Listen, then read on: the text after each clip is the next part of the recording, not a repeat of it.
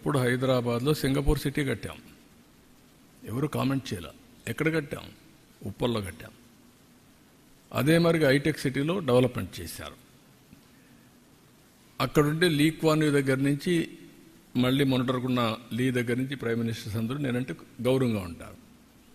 నేను పోయి అడగతానే master plan తయారు చేయడానికి ఫ్రీగా చేసి ఇచ్చారు.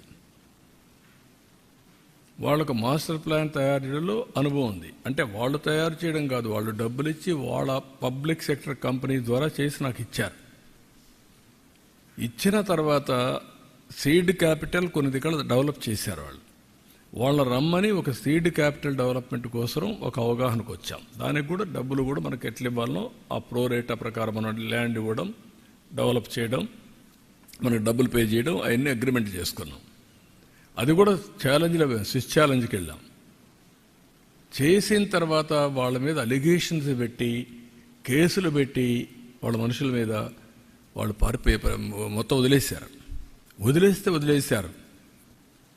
బ్రాండ్ ఎంత నాశనం అయిపోయిందండి. ఇది మళ్ళీ ఆంధ్రప్రదేశ్ రావాలని నా మీద అభిమానంతో వచ్చారనుకోండి, ఎందుకు వస్తారు ఇప్పుడు? దే టేస్టెడ్ ఇది కదా వామ్త్. వీళ్ళు చేసిన అరాచకాన్ని చూసిన తర్వాత ఇక్కడికి వస్తారు. అందుకే నేను మీకు పదే చెప్తున్నా, ఏ రాష్ట్రంలో కూడా ఇలాంటి విషయాలు ఎక్కడ జరగలేదు. ఒక వ్యక్తి మీద కోపంతో వ్యవస్థని సర్వనాశనం చేయడం, ఎకోసిస్టాన్ని కిల్ చేయడం. నేను అమరావతి స్టార్ట్ చేశాను కాబట్టి అమరావతి నాశనం చేయాలి. నేను పోలవరం ప్రారంభించాను, పోలవరం ఉండకూడదు, నామరూపాలు లేకుండా పోవాలి. ఎవరికి నష్టం? అలాంటి కంట్రీస్, దుబాయ్, నేను అర్లీగా ముఖ్యమంత్రిగా ఉన్నప్పుడు హైదరాబాద్లో నాకు క్రౌన్ ప్రిన్స్ ఇప్పుడు రూలర్ చాలా క్లోజ్గా ఉండేవాడు. నేను ఆయన ఇన్ఫ్లుయెన్స్ చేసి ఎంఆర్ ప్రాపర్టీస్ ద్వారా విల్లాస్ కట్టి అక్కడ కన్వెన్షన్ సెంటర్ 7,500 మందికి ఇండియాలో first of it's kind convention centre with hotel with exhibitions మనం కట్టాం క్రాస్ సబ్సిడీతో.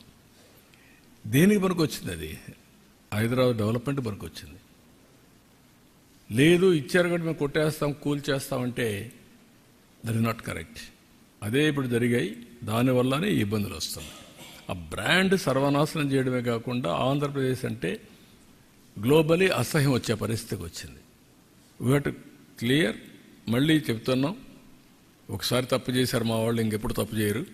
కాబట్టి మీరు కూడా పాజిటివ్గా ఉండండి. Andhra is the best place. ఈ ఇన్వెస్ట్ అంటున్నాం, ఇప్పుడిప్పుడు వస్తున్నారు. దీన్ని లాజికల్గా తీసుకెళ్తాం.